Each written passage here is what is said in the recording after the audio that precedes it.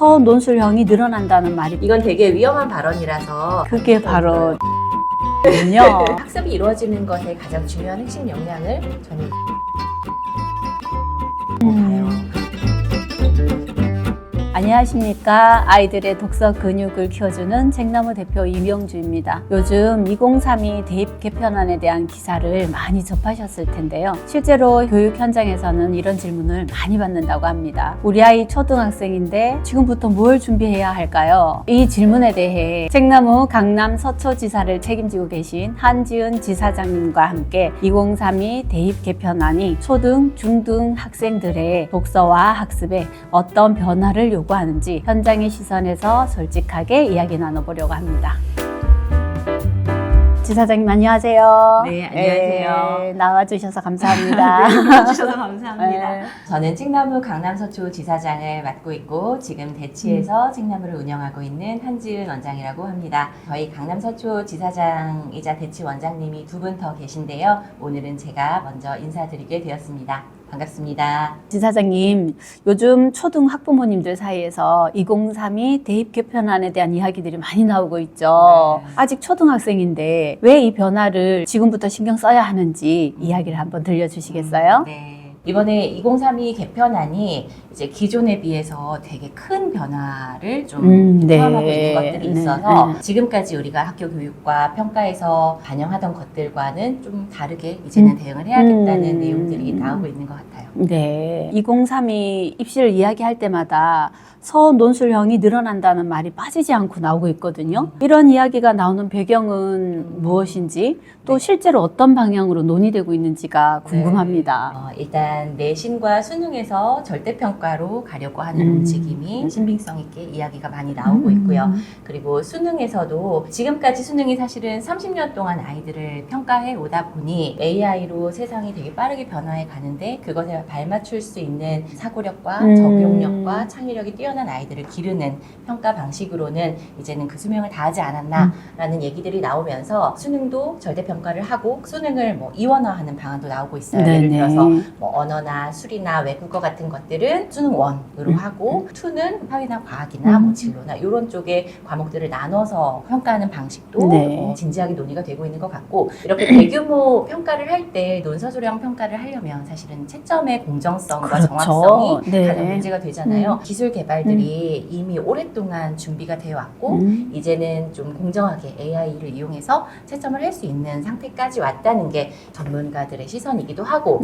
그렇게 해서 채점과 평가를 AI가 1차적으로 거르고 그 다음에 평가자들이 또 2차, 3차로 거르는 과정을 통해서 이제는 어느 정도 정확도와 공정성을 담보할 수 있다라는 좀 합의가 이루어지고 있는 것 같아요. 아, 그러면 이 부분에서 학부모님들이 가장 부담스러워하는 게 사실은 서술형, 논술형으로 변해가는 과정일 텐데요. 현장에서 보시기에도 실제로 그 비중이 커지고 있다고 생각하시나요? 네. 이미 이제 학교에서도 수행평가 반영 비율이 어떤 과목들은 뭐 100%가 되는 과목들도 있고 적어도 30%, 뭐 절반이 되는 경우도 되게 흔한 케이스가 되어 있어요. 이제 수능에서도 논서술형이 도입이 되고 논서술형 평가에 대한 정확도를 높여주는 교육 툴들이 도입이 되고 있고 준비가 된 아이들한테는 사실은 선생님이 제시하시는 평가 기준을 맞춰서 잘 준비해서 수행평가에 임하면 되기 때문에 크게 어려운 일이 아닐 수 있지만 아이들마다 편차가 되게 크잖아요. 맞아요. 그렇습니다. 잘 읽고 잘 말하고 쓰는 아이와 그런 게 전혀 되지 않는 아이들의 편차가 되게 크고 쇼폼이 많고 SNS나 뭐 온라인 그런 미디어가 많은 상황에서는 아이들이 이제 사고력이나 문해력을 키우기 위한 계기 자체가 많이 줄어들기 때문에 좀 더 신경 써서 준비해줘야 될 부분이 아닌가라는 생각이 듭니다. 네. 그렇다면 객관식 평가 방식과 서논술형 평가 방식을 준비하는 아이들에게 요구하는 힘이 근본적으로 좀 다르지 않을까라는 생각이 듭니다. 두 평가 방식의 가장 큰 차이점은 무엇이라고 생각하시나요? 객관식 시험은 이제 오지선다형이니까 사실은 내가 정확히 알지 못해도 파편화된 지식들로 갖춰진 상태에서도 어쨌든 찍을 수는 있죠.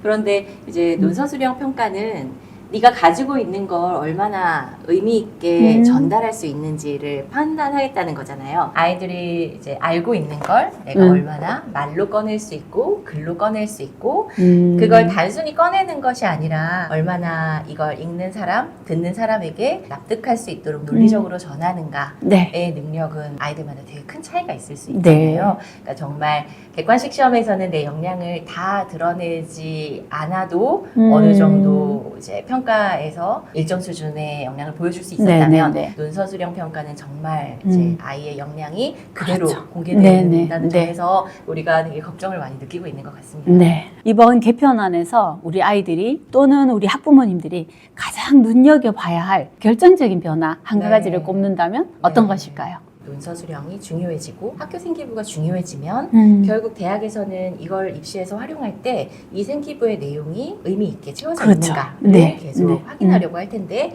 그 확인할 수 있는 수단은 이제 대학별 구사라고 우리가 부르는 어떤 면접 시험이나 아니면은 뭐 논술 시험이나 그런 것들의 비중이 커질 수밖에 없잖아요. 그럼요. 예를 들어서 수능이 자격고사화되고 내신이 절대평가가 된다고 하면 갖춰야 하는 어떤 기초 지식에 대한 역량을 여기까지는 채워야 해라는 절대평가의 기준을 만들어 놓고 그 중에서도 어떤 아이가 우리 과에 정말 적합한 인재가 될 것이냐를 골라낸다고 했을 때 그때 이제 아이가 자기가 가지고 있는 역량을 보여줘야 하는 이제 도구가 말과 글이 되는 거잖아요. 맞습니다. 그래서 생기부 기반 평가와 그다음에 논서 수령이 확대될수록 아이가 얼마나 잘 읽고 쓰고 말하고 할 수 있는지에 대한 역량을 길러줘야 되는 것 같아요. 네, 맞습니다. 자, 이쯤 되면 학부모님들의 고민이 이런 것이 있을 것 같아요. 그럼 책만 읽으면 되나요? 지금도 스케줄이 빡빡한데 어떤 학원을 빼야 할까요? 지금 당장 글쓰기를 배우러 가게 해야 할까요? 이런 여러 가지 학부모님들의 고민 중에 이건 가장 큰 오해입니다 라고 할 수 있을 만한 것들이 있으면 말씀해 주세요. 책만 읽으면 되나요? 라는 질문에는 그렇다고 얘기하기는 어렵지만 그래도 책만이라도 읽으면 그것만으로도 어딘가라는 생각은 해요. 최근 들어서 중학교 2학년, 3학년 어머님들의 문의 전화가 많이 옵니다.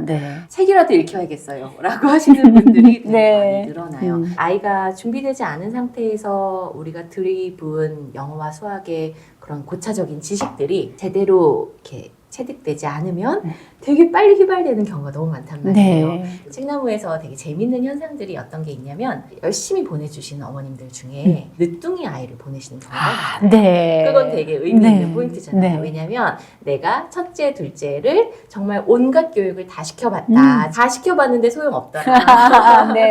결국 남는 건 책이더라. 라고 생각하시는 학부모님들이 많으세요. 두 번째 질문, 학원 뭘 빼야 하나? 이건 되게 위험한 발언이라서 수학을 안 하면 안 되지만 엄청나게 많이 했던 공부는 초등 때는 좀 조절을 해도 되지 않을까라는 건 개인적으로 생각은 하고 있어요. 대치동은 사실은 수학학원을 2개, 3개 다니는 초등학생도 많으니까 이제 좀 영어와 수학처럼 경쟁적으로 레벨링을 하는 과목에 쏟아부었던 에너지를 역량을 차곡차곡 쌓아갈 수 있는 것에 투자하면 그게 아이와 엄마가 모두 좀 편안하게 좀 길게 교육을 바라볼 수 있는 길이 아닐까. 그게 바로 책을 읽는 시간이군요.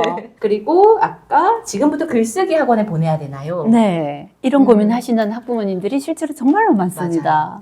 초등학교 때 옛날에 했던 것처럼 일기쓰기를 매일매일 시킨다면 그러면 이렇게 엄마들이 논술학원이나 이제 뭐 저희도 마찬가지지만 이런 학원들에 보내야 된다는 압박감이 덜하지 않을까라는 생각은 해요. 우리가 초등 아이들에게 바라는 글의 수준이라는 게 초등학교 2학년, 3학년 때부터 서론, 본론, 결론의 구조가 완벽하게 짜여져 있는 긴 글을 써내야 하는 건 사실은 아니거든요. 오히려 그런 구조화된 글쓰기보다 한 문단, 2문단을 쓰더라도 그 안에 얼마나 내 생각을 깊게 해서 담았느냐가 더 중요한 맞습니다. 글쓰기는 꼭 해야 된다고 말씀을 드리고 싶지만 그 수단은 학원이 아니어도 좋고 꾸준히 시키실 수 있다면 가정에서라도 시키시는 건 되게 중요하다고 생각합니다. 요즘 아이들이 그 쇼폼을 비롯한 영상을 시청하는 시간이 너무 길죠. 그러다 보니 아무래도 아이들의 읽을 시간이 줄어들고 더불어 쓰기까지 영향을 받아서 정말 읽고 쓰는 과정을 힘들어하는 아이가 많은데요. 그러다 보니 어머니의 고민은 또 이런 게 있더라고요. 영어 수학하기도 바쁜데 그럼 우리 아이 이제 국어학원까지 보내야 하나? 이 부분에 대한 명쾌한 이야기를 좀 전해주세요. 국어 학원을 보내야 하나는 학부모님들의 선택이지만 국어를 해야 하나는 이제 당연히 뭐 맞는 답지가 될 수 있고 네. 역량이 쌓이는 과목들 도구 교과라고 하죠. 네. 다른 학습을 하는데 도구가 되는 교과들이 있잖아요. 그런 면에서 국어는 이제 다른 학습에 영향을 너무 많이 미치니까 사실은 일찍 준비할수록 아이한테 유리한 어떤 학습 상황을 만들어 주실 수 있는 과목이 되죠. 책나무 오는 친구들도 독서에 비용을 들여서 오는 것이 그렇게 익숙한 일은 아니잖아요. 그렇죠. 그럼에도 불구하고 오시는 학부모님들은 되게 심각한 문제를 느꼈기 때문에 오시는 경우가 많죠. 국어 문해력은 사실은 모든 학습의 기초 체력 같은 거라고 생각하기 때문에 네. 학원이든 어머님이 가정에서 챙겨주시든 다른 과목보다 먼저 챙겨주시는 게 효율적인 능력이라고 생각합니다. 초등학생 아이가 초등학교 시기에 네. 문해력 키우는 걸 놓쳤다. 네. 그러면 실제로 중학교에 가서 네. 구체적으로 어떻게 표가 나는지 네. 궁금해요. 모든 학습의 제일 근간은 어휘력이잖아요. 네. 그러니까 어휘를 모르는 아이는 사실은 학습을 효과적으로 할 수가 없죠. 우리가 잘 못 읽는다고 말하는 것도 내가 모르는 어휘가 너무 많으면 잘 읽을 수 없는 거거든요. 맞습니다. 네, 그래서 어휘력이 채워져야 되는 것은 되게 중요한 문제인데 그 어휘력을 채우는 방법에 가장 효과적이라고 보는 것이 독서이니까 독서를 통해서 이제 많은 어휘를 상황 속에서 접하면서 채우는 것이지만 많은 양의 독서를 할 수 있는 시간이 있지 않다. 필수적인 어휘들이라도 빨리빨리 습득하는 것들이 필요할 수 있죠. 잘 만들어진 교재나 도움을 받는 것도 필요하다고 생각합니다. 네. 아이의 성적과 직결되는 게 초등학교 시기에 충분한 네. 읽기를 통해서 꽤 괜찮은 문해력을 가지고 네. 중학교에 가는 게 참 중요하네요. 적어도 발목은 잡히지 어. 않을 수 있어야죠. 네. 문해력이 어느 정도면 그럼 안심할 수 있느냐라고 만약에 묻는다면 아이가 해당 학년에 공부를 할 때 읽는 것이 어려워서 공부가 방해되지는 않는 정도? 제가 초등 고학년 아이들이나 중학생 친구들을 데리고 또 많이 하는 말이 있어요. 시험을 잘 보는 방법은 사실은 되게 간단해. 네가 시험 범위에 있는 내용을 10번 반복해서 공부하고 시험 보면 100점 맞을 수 있어. 네. 9번 반복한 사람은 90점? 8번 반복한 사람은 80점? 내가 얼마나 시험 범위를 반복해서 공부했느냐는 점수로 바로 직결돼. 시험 범위를 10번 공부하려면 한 번 읽을 때 10시간이 걸리는 아이와 1시간이면 되는 아이와 그 차이가 있을 수 있잖아요. 네, 그래서 그렇죠. 텍스트를 잘 읽고 이해할 수 있는 능력이 네가 공부를 얼마나 효과적으로 많이 할 수 있느냐에 되게 큰 영향을 미쳐. 이런 얘기를 해주면 아이들이 좀 잘 읽어야겠다라는 동기가 많이 올라와요. 네. 그래서 문해력이 갖춰지지 않은 상태에서 중학교에 가면 많은 과목에 많은 양의 공부가 쏟아졌을 때 네. 그걸 처리하는 데 드는 시간이 너무 많이 걸리기 때문에 제대로 준비를 하지 못하고 시험을 보는 상황들이 발생하잖아요. 그렇죠. 그런데 또 그렇다고 해서 초등 때 준비를 못했던 아이는 그러면 영영 방법이 없느냐는 아니고 중등 아이가 그 나이에 이 아이의 수준에 맞춰서 뭔가 필요한 문해력을 채워나가면 사실은 그게 당장 내가 어떤 과목을 주먹국으로 공부하는 것보다 훨씬 더 빠르게 공부할 수 있는 길이 되기는 하죠. 지사장님 이야기를 꾸준히 쭉 듣다 보니 입시가 아무리 바뀌어도 가장 흔들리지 않는 기준이 문해력이다 라고 할 수 있을 것 같아요.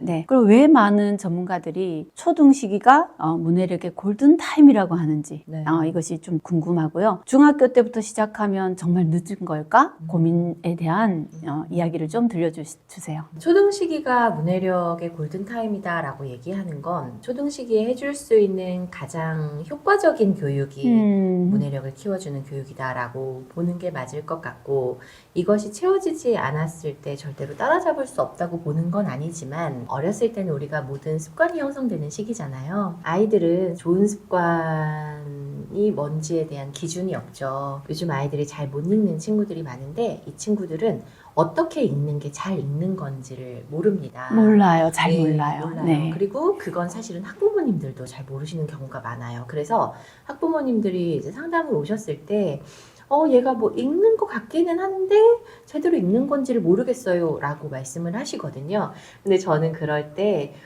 얘가 제대로 읽는 건지 모르시겠다면 제대로 안 읽고 있을 가능성이 크다고 말씀드려요. 잘 읽고 있는 아이는 책을 따라가는 눈을 보면 알 수 있거든요. 이 아이가 이 책의 모든 문장을 계속 따라가면서 읽고 있는가, 재밌어 하는가, 읽은 내용을 엄마한테 나도 모르게 얘기하는가, 이런 것들을 보면 사실은 얘가 독서가 의미 있게 이루어졌다라고 볼 수 있는데, 아이가 책을 읽는다고 읽는데 너무 빨리 읽어요 라는 경우들이 있는데 안 읽은 거죠.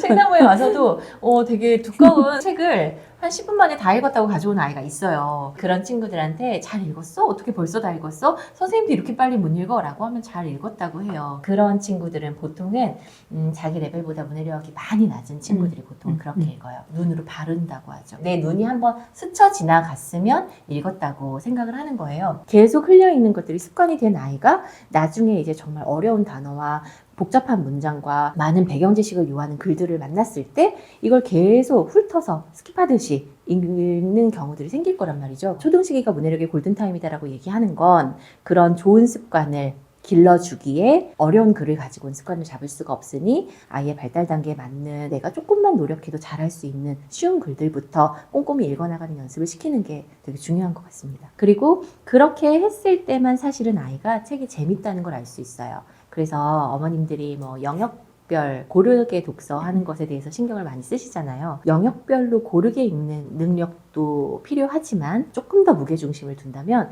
문학책을 잘 읽는 아이가 되는 게 사실은 중요하긴 해요. 왜냐하면 긴 글과 다양한 어떤 배경과 상황과 인물들을 내가 계속 생각하면서 연결해가면서 읽을 수 있는 연습들은 또 문학에서 많이 이루어지니까 똑같이 전래동화를 읽는 아이라고 해도 눈으로 바르면서 읽는 아이들은 또 그림도 있잖아요. 아이들 책에는. 그러니까 내가 대략 무슨 내용이겠다 라면서 읽었을 때는 책이 줄 수 있는 재미를 100이라고 했을 때 한 60 정도밖에 못 가져가는 경우죠. 이 책에 나와 있는 모든 맥락을 다 이해하면서 읽은 아이는 어떤 복선들, 숨어있는 것들, 이게 왜 이렇게 됐는지를 다 파악하면 책이 재밌다는 얘기가 저절로 나오죠. 그래서 이제 북토크 할 때 사실은 선생님들이 잘 이끌어 주시는 것들이 중요한데, 아이는 아이 수준에서 이해할 만큼만 읽어왔어도 북토크하는 과정에서 이 부분을 보면 이게 왜 이렇게 되는지 알 수 있잖아를 짚어주시면 아이들이 하는 포인트들이 생겨요. 네. 이게 이렇게 돼서 이런 거였어요? 라고 스스로 느끼는, 내가 꼼꼼히 읽어야 책이 재밌구나 라는 경험들을 하는 게 좀 아이들이 동기를 끌어올리는 데 많이 도움이 되죠. 중학교 때 만약에 그때 아이가 읽을 수 있는 수준의 책을 가지고 의미 있는 경험을 만들어낼 수는 있죠. 그런데 그렇게 되기 조금 현실적으로 어려운 것은 우리가 당장 이제 평가들이 닥쳐오고 아이들이 해야 되는 과목들이 많아지고 읽어야 하는 텍스트들의 난이도가 이미 너무 올라갔잖아요. 그러면 내가 어렸을 때는 조금만 노력해도 따라잡을 수 있는 정도의 갭이 아이들의 학년이 올라가면 올라갈수록 좀 격차가 커지니까 네, 사실은 어렸을 때부터 잘 꼼꼼히 읽을 수 있는 아이로 길러주시는 게 효율적인 것 같습니다. 네, 그런 것 같아요. 네. 우리 아이 문해력을 차근차근 잘 지켜보면서 성장시키는 건 참 중요할 것 같아요.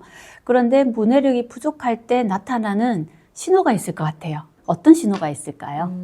여러 신호가 있을 수 있는데요. 현장에서 보면서 자주 설명드리는 게, 저희가 진단평가를 하잖아요. 부정으로 물어보는 문제를 되게 많이 틀리는 아이가 있어요. 네, 많죠. 진단평가에 뭐뭐하지 않은 것은 물어보는 문항이 되게 많아요. 그 문제만 쏙쏙 골라서 다 틀리는 친구들이 많단 말이에요.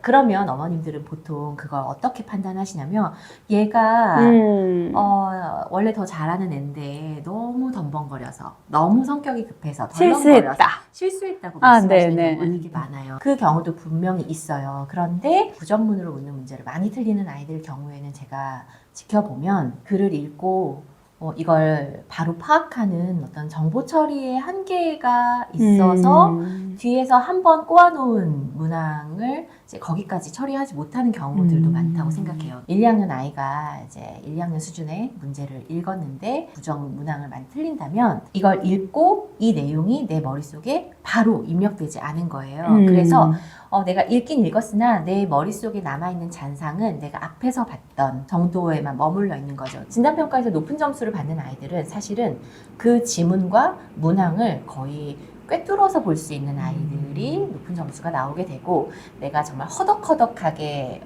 문해력이 좀 부족한 경우는 이제 정보 처리에서 오류가 생겨서 그런 문항을 틀리는 경우가 많은 것 같아요. 그리고 이건 어머님들이 생활 속에서도 아실 수 있는 게, 아이가 수학 문제집을 풀렸는데 이 문제를 해독하는 데만도 한참 걸린다. 네. 문해력이 부족한 경우인 거죠. 아까 서두에 제가 말씀드렸던 것처럼 2032 대입 개편안이 발표가 되면서 이렇게 평가 방식이 계속 바뀌는 상황은 반복될 거란 예상이 됩니다. 그렇다면 초등학생들이 반드시 준비해야 할 학습 역량은 어떤 것인지 딱 3가지로 네. 정리 한번 해주세요.